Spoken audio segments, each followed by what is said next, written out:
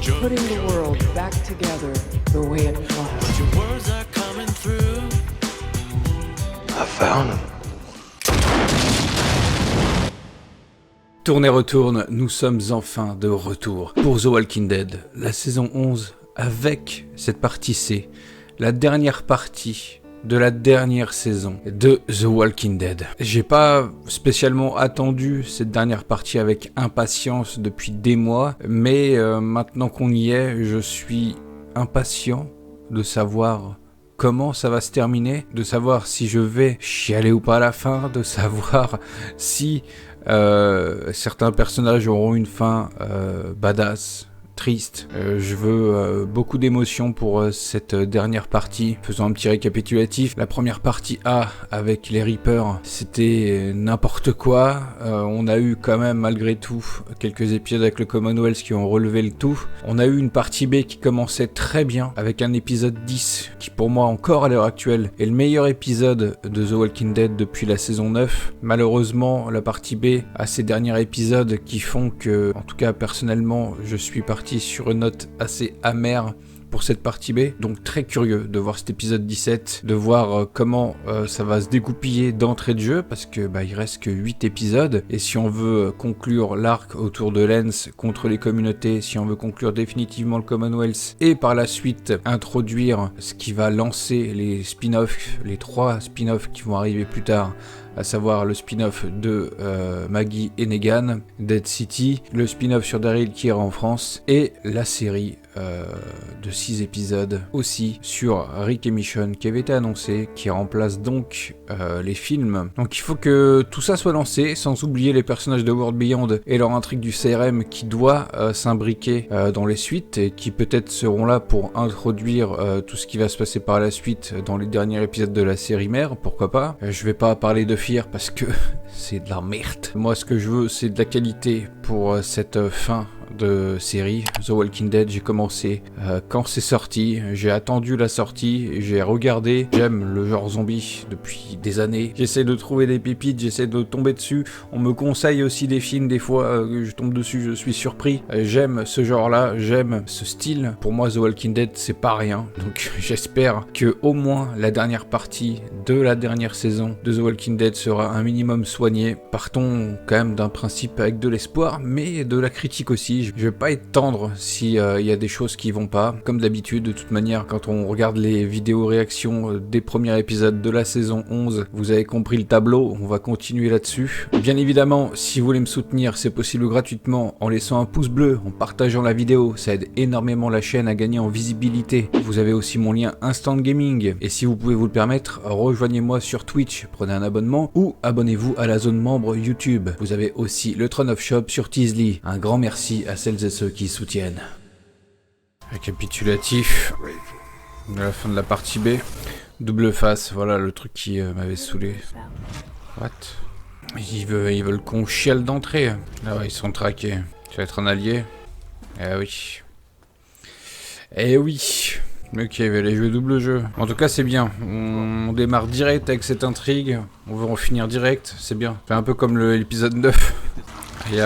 Bon appétit, bien sûr. Allez. Oula, la musique, il y a du sang en plus, là. Il y a du sang sur le G. Allez, dès qu'il y a du gunfight, c'est nul, hein. C'est chaud, quand même. Il est plus là. Un vrai fantôme. Mon Dieu. Un fantôme. Il était devant, il est passé derrière. C'est pas possible. Ah ouais, putain. Ah, ok. Donc Yumiko va défendre Sébastien au tribunal. C'est ça le truc? Ils sont plusieurs de ce côté-là, ok. Verseur. Ah ouais. Vous êtes obligé, madame? Ah ouais, récite sa propagande, l'autre. Très stylé, Yumiko, comme ça, là. Accurate, Michonne, la coupe de cheveux. Ok. Il est un peu Dwight-like, là, le Negan. Incroyable cet échange entre les deux, là. Ok. Il y a tellement de choses quand même qui sont en cours et qui s'installent là. Ok, donc on va voir le fameux plan où Carol à la fenêtre et eux derrière. Là, maintenant. J'étais en train de me demander pourquoi est-ce que les agents de Lens voudraient s'en prendre à eux, sûrement pour faire le levier, faire pression. Jerry. Mercer l'a laissé, ok. Ça ressemble un petit peu à du Dwight Comics, mais dans quelque chose d'assez différent quand même. Eh mon copain, tu vas pas le passer ton message? Et j'ai te dit. Ah ouais, la Carole elle est en sous-marin depuis le début mon copain, je vais te dire. Le cul entre deux chaises ma copine, va falloir choisir. Faire quoi? Oh putain le confinement. Ah non, je peux pas entendre ça encore une fois. Là oula, qu'est-ce que c'est que ça? Qu'est-ce qu'ils foutent là Et comment ça? Et qu'est-ce qu'ils foutent là Pour le coup c'est pas des mythos là. Ah oui d'accord. Mais qui lâche ça là? Bah ouais, pourquoi tu... Putain, Carole saute top bien. C'est quoi ça? Ils nous ressortent la vieille nostalgie du Glen. Terrible. Le Rick Junior, il a un regard, il est vide. Ça ressemble pas mal aux endroits qu'il avait trouvé Daryl au début de la saison 11, quand il était tout seul dans les métros. Porte secrète. Ah mon copain. Mais mec, il se prend pour qui là? Tu vas payer mon copain? Ah bah rien à foutre du confinement. Et lui, là, avec le haut-parleur, on dirait pas The Weeknd. The Weeknd Wish, le mec. Il le reconnaît direct. Ah ouais, ils sont discrets, hein. Mais what the fuck? Ça s'envenime encore plus et dans la soirée. What? Comment ça? Mais pourquoi on entend des zombies, là? Une bande de connards. On entend des zombies, ils sont en danger, au lieu de les protéger, ils les enfument. Comment tu les protèges, tu les enfumes, mon copain? Là, on tourne et retourne à la journée avant la nuit, là? Ou c'est le jour d'après? Elle joue la Rambo, Rosita, vas-y. Vas-y, fusille-les. Et vous les fumez, là? Et mon copain... Ok, on split la horde. J'ai un peu de mal avec ce qui se passe avec cette horde et les soldats, là. Là, l'autre, elle se piche la gueule. Donc ça, c'est après. Hier soir, on a entendu des bruits de zombies, mais il n'y avait pas de zombies. Bah ouais, logique. Ils ont fait exprès. Oh, le con! Livraison. Allez, hop. Ça fait du bien, ça. Ah, ça fait du bien. Ok. Alliance contre Lens. Ils se sont fait alpaguer. Oh putain, oh putain. Ça fait beaucoup de soldats, là, quand même. Ils sortent d'où, les mecs? What the fuck is this? Ok. Ah ouais. Pourquoi il y a un ring de catch? Ah non, non, pas ça, hein. Ah là là, vous êtes trop con pour avoir compris ce que vous venez de voir? Elle va vous expliquer. Ok, donc je sais pas si chaque épisode va être comme ça ou en mode à chaque fin d'épisode on t'amène directement à l'autre, ou si c'était vraiment un épisode en deux parties pour les deux premiers épisodes, sûrement, étant donné que pour ceux qui ont MC+, ils ont eu les deux épisodes d'un coup, donc peut-être que c'est quelque chose de lié, peut-être que le prochain épisode à peu près tout conclure, jusqu'à l'épisode 19 qui s'appelle Variant, qui est assez spécial. J'ai pas passé un mauvais moment durant l'épisode, on va pas mentir, c'était un épisode sympathique, on replonge doucement dans tout ce qu'on a laissé à la fin de la partie B. On enchaîne directement d'entrée de jeu dans le versus Lens. On nous instaure aussi tout ce qui se passe au Commonwealth et je pense que c'est ma partie préférée, encore une fois. Tout ce qui touche directement au Commonwealth, c'est toujours plutôt bien réussi. En revanche, ce qui m'a posé problème personnellement durant cet épisode, c'est la phase avec la horde. Pour vous faire un petit topo sans trop en dire, dans le comics, à un moment donné, il y a une horde qui arrive en direction du Commonwealth. Dans le comics, c'est vraiment une giga horde, c'est-à-dire que c'est vraiment un gros truc. Là, pour le coup, durant l'épisode, on voit une belle horde, ok, mais pour moi, c'est pas une giga horde de ouf. Et ce qui me dérange, c'est que dans les comics, les soldats du Commonwealth, ils ont beau être que 2 ou 3, ils niquent une horde easy, juste à eux seuls. Et là, le fait de voir des soldats du Commonwealth qui sont plusieurs, avec des espèces de jeeps, avec une mitraillette, mon copain, c'est la Rambo, ils sont pas capables de décimer la horde. Ça, c'est un truc que je comprends pas. La scène, par exemple, quand Rosita débarque avec Mercer pour aider ceux qui ont renversé leur jeep, mais Seigneur, t'as la mitraillette à Rambo, vous êtes 4 en plus. La horde, elle bouge plus, vous la fumez la horde en fait, c'est fini. Normalement, il devrait même plus y avoir de horde à l'heure actuelle, genre, elle est bien trop petite, ils sont encore mieux armés que dans le comics, mais ils galèrent plus contre une horde encore plus petite, genre, ça c'est vraiment un truc que je comprends pas. Ce qui est intéressant dans le comics, c'est de voir que les soldats du Commonwealth, les hordes, c'est pas un problème pour eux, ils ont pas besoin, comme les gens à Alexandrie, etc., de justement diviser la horde, la faire aller dans un autre coin pour éviter que ça touche les communautés. Non, ils n'ont pas besoin de tout ce système pour éloigner les hordes. Les soldats du Commonwealth, comme j'ai dit, ils sont 2-3, ils te fument la horde. Quand c'est une giga horde, bien évidemment, comme elle peut arriver à un moment donné dans le comics, là oui, bien sûr, 2-3 soldats, c'est pas suffisant, même plus. Mais là, dans la série, c'est une horde, bon, c'est une grosse horde, mais avec tous les soldats qu'il y a et leur jeep avec les mitraillettes, normalement, c'est censé être finito. Un épisode sympa, je vais pas dire que c'était un épisode extraordinaire pour une reprise, surtout étant donné que c'est la dernière partie de la dernière saison, mais j'espère que l'épisode suivant va conclure un peu cet arc-là avec Lance. Visiblement, ça va être le cas vu la bande-annonce du prochain épisode qu'on nous impose directement après la fin de l'épisode, ce qui est dommage, mais bon, on savait déjà qu'avec le trailer principal qu'il allait se passer quelque chose assez rapidement avec Lance, donc pourquoi pas. Maintenant, hâte de voir comment ça va se dégoupiller par rapport à la situation avec les Milton. C'est très différent du comics, donc je suis très curieux de voir comment ça va évoluer. Les manifestations et tout, je suis assez surpris que ça arrive aussitôt.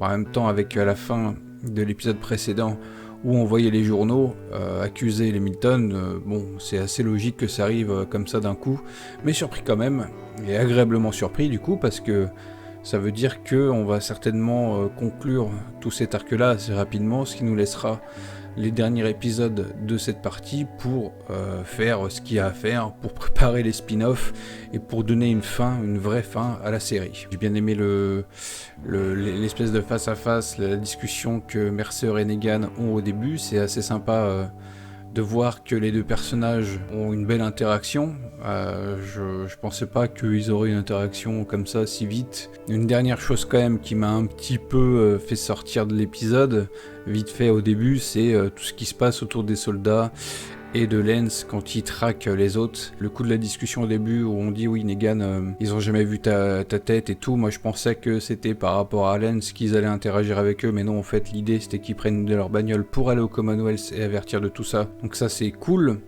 mais la manière dont c'est fait et comment ils bernent les soldats tellement facilement, je pense qu'il n'y avait pas besoin d'en faire autant en fait pour que Negan puisse avoir la bagnole. Genre tu mettais en scène juste les fameux 2 soldats qui se font avoir là, bêtement, eux deux ça suffisait, Negan se barrait, il n'y avait pas besoin de faire tout un truc avec un accident, niquer encore plus de soldats, surtout qu'en plus t'as l'impression qu'ils ont décimé quand même au moins une bonne grosse moitié des soldats rien que pour ça, alors qu'à la fin de l'épisode, tu vois Lance, il a entouré encore plus de soldats qu'il ne l'a jamais été avant. C'est un peu dommage quand même de voir que les soldats du Commonwealth ils sont illimités, quoi. Ça crève à l'infini, il y en a d'autres qui ressortent. Je trouve ça un peu dommage, mais c'est comme ça, il faut bien qu'il y ait de la chair à canon, visiblement.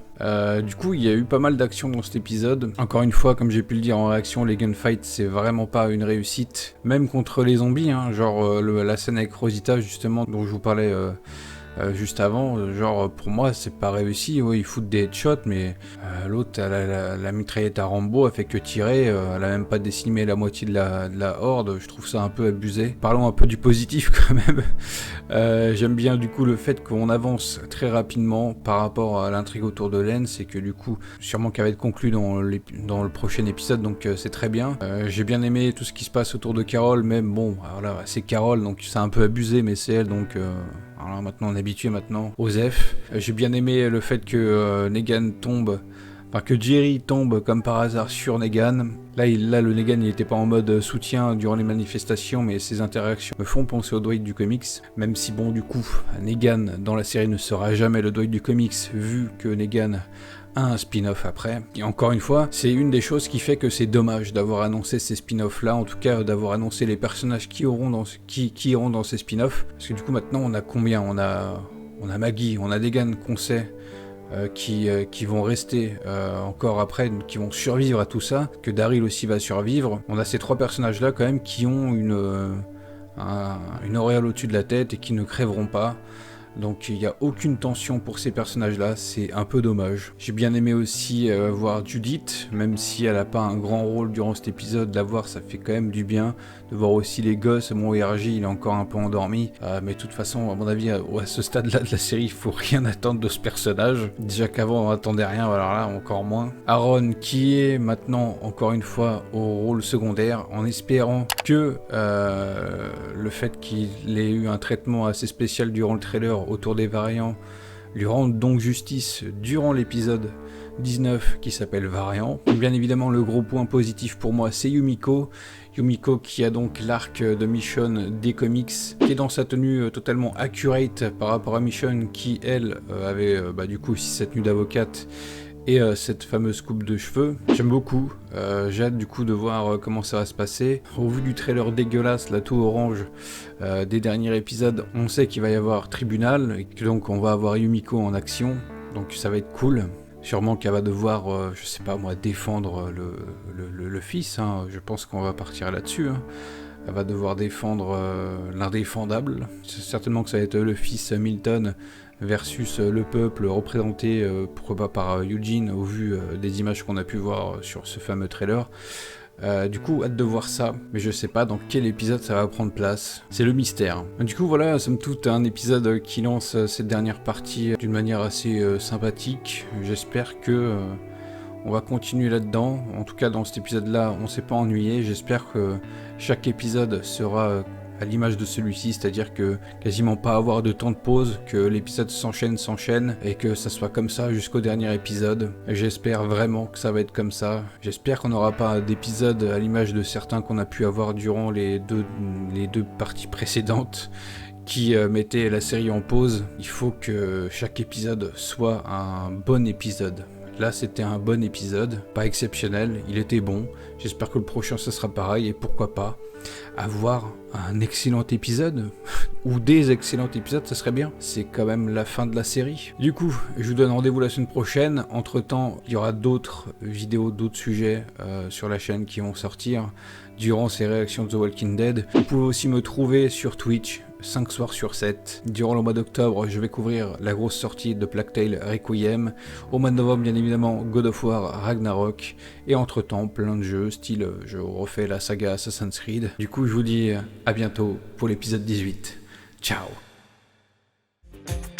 Drifting on the spaceway by the Beetlejuice Hotel, mapping out constellations of the place I know so well. Sifting through the system for the piece that knows my name. Endlessly I listen in the master game. Welcome to my world.